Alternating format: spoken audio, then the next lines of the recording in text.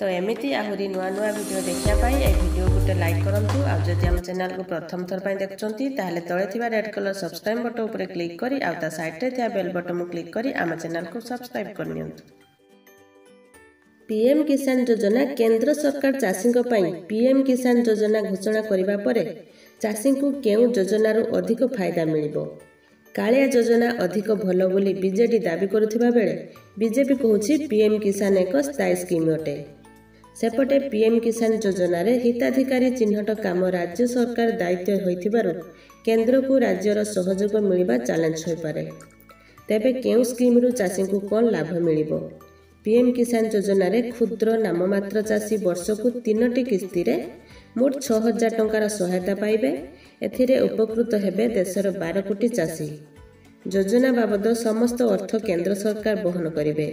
सेहीपरि प्राकृतिक विपर्यय क्षेत्र रे चाषी को ऋण उपरे 2% सुध छाड़। ठीक समय रे ऋण पैठ कले 3% सुध चाष लागि मध्य प्रस्ताव रही।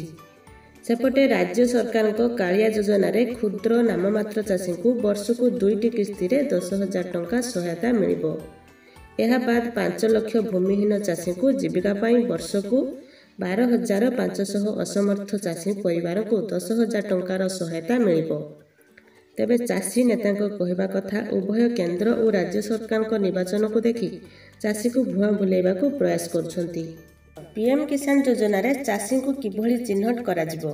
ओडिशा रे कालिया योजना कार्यकारी होई सारिथिबारु राज्य सरकार निर्दिष्ट तालिका केंद्र को देबे ना चाषी चिन्हट ना रे समय गड़ाइबे, जहा उपरे रहिछि चाषी नजर।